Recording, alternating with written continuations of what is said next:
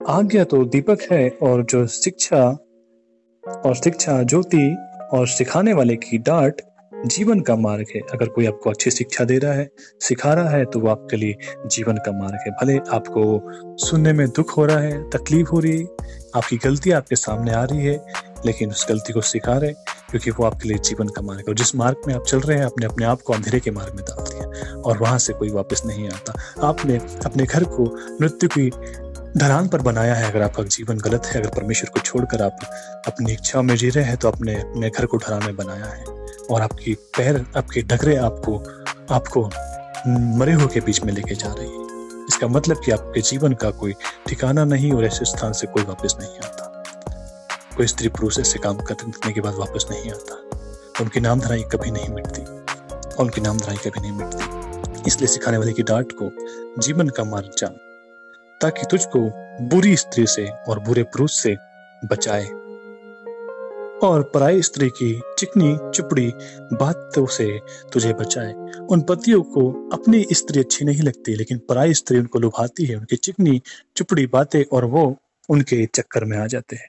और कई लोगों के घर ऐसे बर्बाद हो गए इन पराई स्त्रियों के चक्कर में आने से। उनके घर में फूट है, लड़ाई है, कलेश है, और आपस में नहीं बनती। और ये घटनाएं कोर्ट कचहरी, जेल और मर्डर तक बात पहुंच जाती है, और उनकी नामधराई कभी नहीं मिटती, और ऐसे पाप कभी नहीं मिटते। तो उन लोगों के लिए विशेष आज्ञा है परमेश्वर की, जो गलत जीवन जी रहे हैं, जो परमेश्वर को वादा करके किसी दूसरे के चक्कर में है, अपनी पत्नियों को छोड़कर किसी दूसरी पराई स्त्री के चक्कर में है। ऐसे रिलेशन को परमेश्वर पसंद नहीं करता। अब जो भी है, परमेश्वर आपसे बात कर रहा है। परमेश्वर कह रहा है, लौटाए, ऐसे चक्करों में ना पड़े। परमेश्वर नहीं चाहता कि आप ऐसे चक्करों में रहो, क्योंकि आपने परमेश्वर के साथ वाचा बांधी है, उसे ग्रहण किया है, उसका बपतिस्मा लिया है, उसे अपना प्रभु जान लिया है। तो आप परमेश्वर की दुल्हन हो, उस बड़े बोझ, उस बड़े विवाह को, उस बड़े जश्न को आप खो दोगे। परमेश्वर की इच्छा के विरुद्ध जाना, उसकी चितौनियों के विरुद्ध जाना, मृत्यु की डगरों में जाने के बराबर है, और वहां से कोई लौट कर नहीं आता। तब तो पराई स्त्री से भी बचेगा, और उसकी चिकनी चुपड़ी बातों से भी बचेगा। उसकी सुंदरता को देखकर अपने मन में उसकी अभिलाषा ना कर। उसकी सुंदरता को देखकर उसको पाने की अभिलाषा अपने मन में मत कर। वह तुझे अपने कटाक्ष में फंसाने ना पाए। वो सुंदर स्त्री की कटाक्ष में फंस जाता है। जैसे कोई शिकारी दाना डालता है और पक्षी उसमें फंस जाते हैं, दाने की लालच में आते हैं और उसमें फंस जाते हैं, और फिर वो उस जाल से नहीं निकल पाते, और शिकारी उन्हें बेच देता है, और उनके अनमोल जीवन का अहेर हो जाता है, और उन्हें लोग चट कर जाते हैं। क्योंकि वैश्यागमन के कारण मनुष्य टुकड़ों का भिखारी बन जाता है, और जो पुरुष किसी गलत स्त्री से संबंध रखता है, गलत शौक में होता है, वो व्यक्ति टुकड़ों का भिखारी बन जाता है। परंतु व्यभिचारिणी अनमोल जीवन का अहेर कर लेती है, और व्यभिचारी स्त्री उस पुरुष के अनमोल जीवन का अहेर कर लेती है। ये तो एक व्यभिचारी स्त्री थी, लेकिन पुरुष उसके चक्कर में आकर अपने अनमोल जीवन का अहेर कर देता है, अपने अनमोल जीवन को, उस अनंत जीवन को खो देता है। इसी तरह स्त्री भी किसी ऐसे पुरुष के चक्कर में फंसे जो परमेश्वर का नहीं, तो वो भी अपने अनमोल जीवन का अहेर कर लेती है, और उसके अनमोल जीवन का पतन हो जाता है। क्या हो सकता है कि कोई अपनी छाती में आग रख ले और उसके कपड़े न जले? क्या ऐसा संभव है कि कोई व्यक्ति अपने छाती पर अंगारे रखे और उसके कपड़े न जले? कोई व्यभिचार करे, गलत काम करे, तो क्या ऐसा संभव है कि उसे हानि ना हो? उसे अवश्य हानि होगी। क्या हो सकता है कि कोई अंगारों पर चले और उसके पांव न झुलसे? क्या ऐसा संभव है कि कोई अंगारों पर चले और उसके पांव न झुलसे? ऐसे काम करने वाले के पांव झुलसेंगे और वो नाश भी हो जाएंगे, क्योंकि उन्होंने पाप और व्यभिचार किया, और पाप की मजदूरी मृत्यु है, और वो लोग कभी वहां से लौट कर नहीं आ सकते। जो पराई स्त्री के पास जाता है उसकी दशा ऐसी ही है, और जो कोई पराये पुरुष के पास जाता है उसकी स्थिति भी ऐसे ही है। बहनें जो जवान है वो परमेश्वर के अनुसार शादी करे। अगर वो परमेश्वर को जानती है तो परमेश्वर से कहे, और परमेश्वर को मानने वाले से ही वो शादी करे, ये उनके लिए उचित है। और जो शादीशुदा है वो अपने पति के ईमानदार रहे और उसी को अपना पति जाने और किसी पराये पुरुष के चक्कर में ना पड़े। ऐसे ही जो पुरुष शादीशुदा है वो अपनी ही पत्नी को अपनी पत्नी जाने और वो एक ही पत्नी के पति हो और उनका चक्कर कहीं बाहर न चले, किसी और स्त्री के चक्कर में वो ना रहे। ये परमेश्वर की आज्ञा है, क्योंकि पराई स्त्री अनमोल जीवन का अहेर कर लेती है और ऐसे लोगों का घर मृत्यु की ढलान पर है और उनके पांव उन्हें मरूहों के बीच में लेकर जाते हैं और वो लोग कभी वापस नहीं आते। जो परमेश्वर को छोड़कर संसार के लोगों में अपनी खुशी ढूंढते हैं तो वो लोग कभी वापस नहीं आते, क्योंकि उनके पास जीवन नहीं, और जो जिनके पास वो जा रहे हैं उन्होंने अपने आप को बेच दिया ऐसे लोगों के पास जिनके पास भी जीवन नहीं। तो फिर क्या मतलब रहा आपको प्रभु को अपना प्रभु जानकर, और आपने उस अनमोल जीवन को खो दिया अपने मन की अभिलाषाओं के कारण। इसलिए परमेश्वर तुम्हें बुद्धि और समझ दे, और जब वो तुम्हें चिताए तो उसकी चितौनियों पर चलो और उसकी चितौनियों को मानो, ताकि परमेश्वर के तुम उस अनंत जीवन को पा सके। इसलिए फिर से हम देखेंगे नीति वचन उसका 2 अध्याय। परमेश्वर कहता है, हे मेरे पुत्र, यदि तू मेरे वचन ग्रहण करे और मेरी आज्ञाओं को अपने हृदय में रख छोड़े और बुद्धि की बातों को ध्यान से सुने और समझ की बात मन लगाकर सोचे। अब आपको परमेश्वर कह रहा है कि हे मेरे पुत्र, मेरे वचन को अपने हृदय में, मेरी आज्ञा को अपने हृदय में रख छोड़ और बुद्धि की बातें ध्यान से सुन और समझ की बातों की ओर मन लगा के सोच, क्योंकि परमेश्वर आपको चिता रहा है। उसने अपनी आज्ञा को आपके हृदय में इसलिए रख छोड़ा है क्योंकि पता है आपको। अब मुझे बताएं कि परमेश्वर आपके मन की बातों को भी जानता है। आपने मन में सोचा, मन में प्रार्थना किया और परमेश्वर ने वो बात प्रकट कर दी। पता है आपको क्यों? क्योंकि वो आपके दिल में रहता है और कोई बातें उससे छुप नहीं सकती। आपके दिल का हाल आपका परमेश्वर जानता है। इसलिए वो मन की बातों को भी जान लेता था। जब वो उस व्यक्ति के भोजन कर रहा था और एक ऐसी स्त्री उसके पैरों को आकर छू रही थी, तो वो कहता कि अगर ये प्रभु होता तो जान लेता कि कैसी स्त्री उसके पैरों को छू रही है। तो प्रभु से तुरंत जवाब देता है कि जिसके पाप अधिक थे और वो क्षमा हो गए तो वो अधिक प्रेम करेगा। इसके पाप अधिक थे और वो क्षमा हो गए, इसलिए अधिक प्रेम दिखा रही है। परंतु तेरे थोड़े पाप थे, वो क्षमा हुए तो तू थोड़ा ही प्रेम दिखाता है। तो परमेश्वर तुम्हारे मन की बातों को भी जानता है और दिल की बातों को भी जानता है, और दिल का हाल परमेश्वर आपका जानता है। उसको सब कुछ मालूम है, उससे कुछ नहीं छुप सकता। वो सब कुछ जानता है। आप उसके सेवक से छुपा सकते हैं, लेकिन परमेश्वर वो भेद भी उन पर प्रकट करता है। परमेश्वर सब कुछ और आपके दिल में रहता है। आपको मालूम है आपके दिल में परमेश्वर है, इसलिए आपका दिल धड़क रहा है, इसलिए आप जीवित भी हो, क्योंकि परमेश्वर आपके दिल में है। और जिस दिन वो आपके दिल से निकल जाएगा आप डेथ हो जाएंगे, आप मर जाएंगे। जब भी कोई व्यक्ति सीरियस होता है और डॉक्टर के पास लेकर जाते हैं तो सबसे पहले डॉक्टर उसके हार्ट को देखता कि इसका हार्ट चालू है कि नहीं, नस को पकड़ के देखता कि इसका हार्ट चालू है कि नहीं। अगर हार्ट चालू है तो ही डॉक्टर इलाज कर पाएगा, क्योंकि परमेश्वर उसमें है। लेकिन परमेश्वर अगर उसमें से निकल गया, उसका हार्ट बंद हो गया, तो डॉक्टर कहेगा कि डेथ है, इसे घर ले जा लो, इसका कुछ नहीं हो सकता।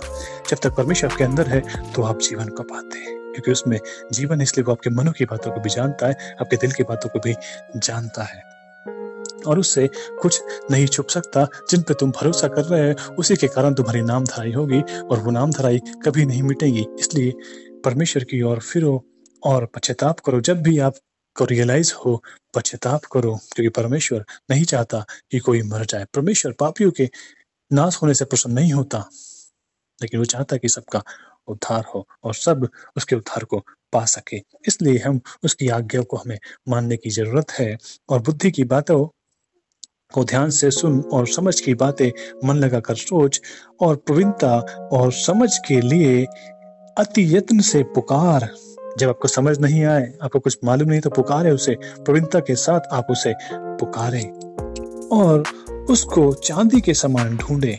और गुप्त धन के समान उसकी खोज में लगा रहे और उसे चांदी के समान ढूंढे। परमेश्वर को खजाने के समान, लोग खजाने को ढूंढते हैं कि यहाँ खजाना है, वहां खजाना है, और उसको ढूंढते हैं, खोदते हैं, लेकिन परमेश्वर कह रहा है कि परमेश्वर को तुम खजाने की तरह ढूंढो, गुप्त धन की तरह उसकी खोज में लगे रहो, तो तू यहोवा का भय को समझेगा और परमेश्वर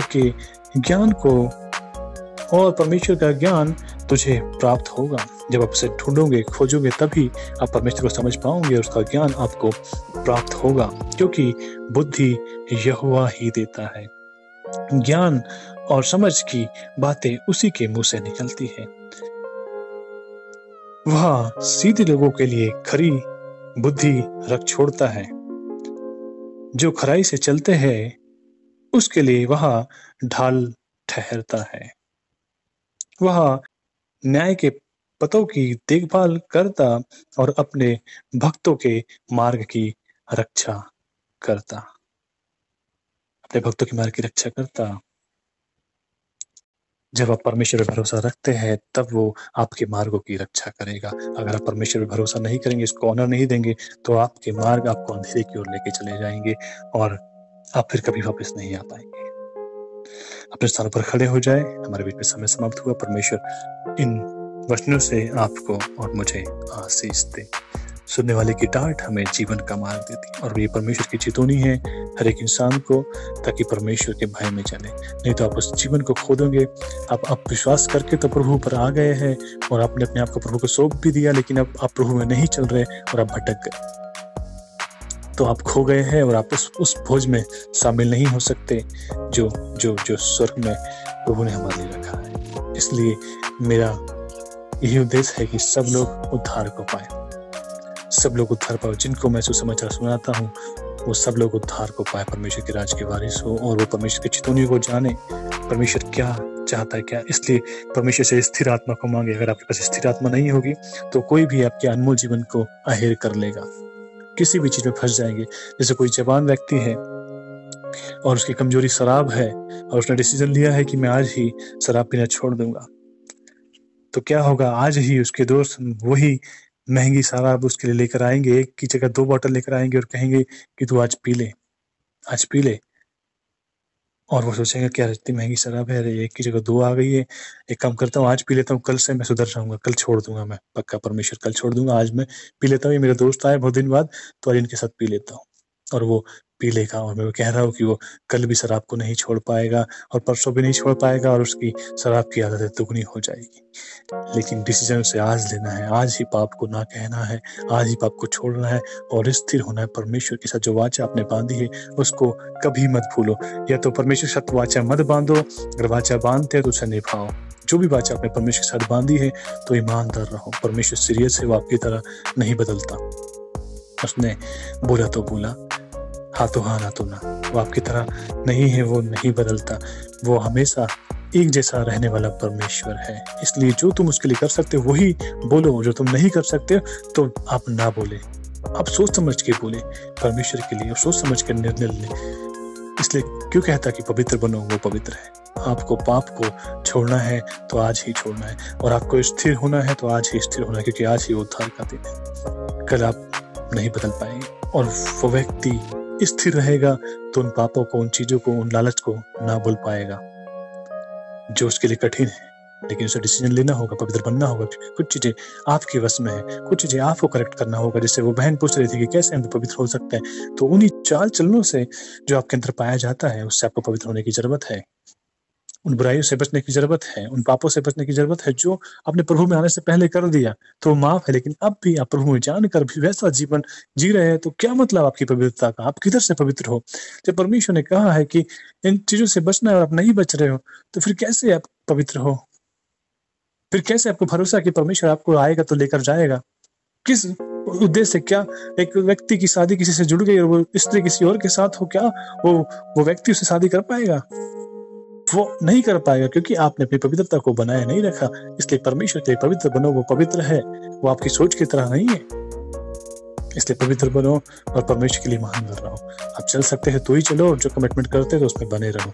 अपने परमेश्वर को मैं प्रभु जाना है तो उसकी इच्छाओं को भी अपने जीवन में पूरी करो, स्थिर रहो। इसलिए स्थिर आत्मा को मांगो ताकि वो स्थिर करे, हर चीज से, पाप से, व्यभिचार से, नशे से, हर एक बुराई से अपने आप को बचाए, और वो परमेश्वर का आत्मा ही आपके साथ कर सकता है। तो स्थिर आत्मा मांगे, और जब भी आप गिरे, जब भी आपसे गलती हो तो तौबा करे, वहां पड़े ना रहे। प्लीज तौबा करके परमेश्वर के साथ अपना रिश्ता सही कर ले, क्योंकि आप अनंत जीवन के लिए बुलाए गए हैं। शैतान आपको भरमाने न पाए।